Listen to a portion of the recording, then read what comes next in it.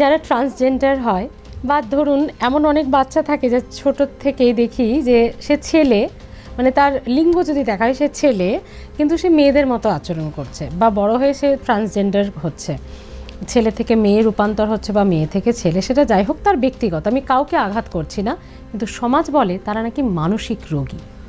খুব দুর্ভাগ্যজনক। আমাদের এই LGBTQIA একটা কমিউনিটি আমরা বলি, লেসবিয়ান, গে, বাইসেক্সুয়াল, ইন্টারসেক্স, ট্রান্সসেক্সুয়াল, কোয়ার, অ্যাসেক্সুয়াল। তারপর ব্যাপারটা হচ্ছে এটা নিয়ে আমরা অনেক আন্দোলনও করেছি। এর আগে আমাদের যখন ইন্ডিয়ান পেনাল কোড ছিল তখন 377 নম্বর একটা সেকশন ছিল যেখানে বলা হয়েছিল আনন্যাচারাল সেক্সুয়াল অফেন্স, যেমন আমাদের নেচারের বিরুদ্ধে যে এগুলো সেক্সুয়াল, যেমন অ্যানাল ইন্টারকোর্স, এবং যারা দুজন হোমোসেক্সুয়াল পার্সন যখন আসছেন তারা একটা করতে নেই। এবং আমাদের কিনসলি বলে একটা স্কেলে দেখা গেছে আমরা কেউই না এক্সক্লুসিভ হেটেরোসেক্সুয়াল নই, প্রত্যেকের মধ্যে সিগমন্ড ফ্রয়েডও বলেছেন লেটেন্ট হোমোসেক্সুয়ালিটি বা লেসবিয়ানিজম আছে।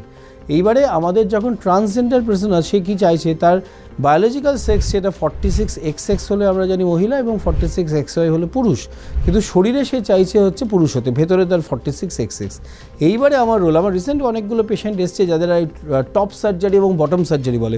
টপ মানে উপরের সার্জারি, সেখানে ব্রেস্ট আপলিফটমেন্ট হতে পারে, অথবা বটম সার্জারি করা, সেখানে ভ্যাজাইনোপ্লাস্টি করা হতে পারে। তা এখানে একটা জায়গায় বারবার না একটা অবসেশনে চলে যায় যে আমাকে না আরও নিখুঁতভাবে নারী বা নিখুঁতভাবে পুরুষ হতে হবে। এইটা একটা ডেঞ্জারাস সেন।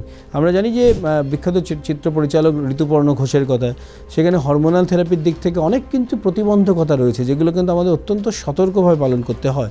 কিন্তু একটা মানুষের যে নেচার সেটার বিরুদ্ধে যাটা না, এবং সবচেয়ে বড় হচ্ছে পাহাড়টা মাথায় ভেঙে পড়ে হচ্ছে বাবা মার উপর যখন এটা ডিসক্লোজ হয়। তাই এই পপুলেশনগুলো আমাদের ক্ষেত্রে ভীষণই ভ্যালুয়েবল, কারণ একটা ইন্ডিভিজুয়াল জিনিস, মানুষের চয়েস, তার প্রত্যেকের বেঁচে থাকার অধিকার রয়েছে, এবং সেটা আমাদের সংবিধানের 21তম মৌলিক অধিকারের মধ্যে পড়েই আছে। তাই আমরা সেটাকে বঞ্চিত করতে পারি না। আমাদের সমাজকে আরও উদারমনস্ক হতে হবে। অবশ্যই এতটাই উদার নয় যে আমাদের পাশ্চাত্যের মতো ভুলে যাই, আমাদের যে প্রাচ্যের যে বৈশিষ্ট্য সেগুলোকে রেখেই কিন্তু সেটা করতে হবে।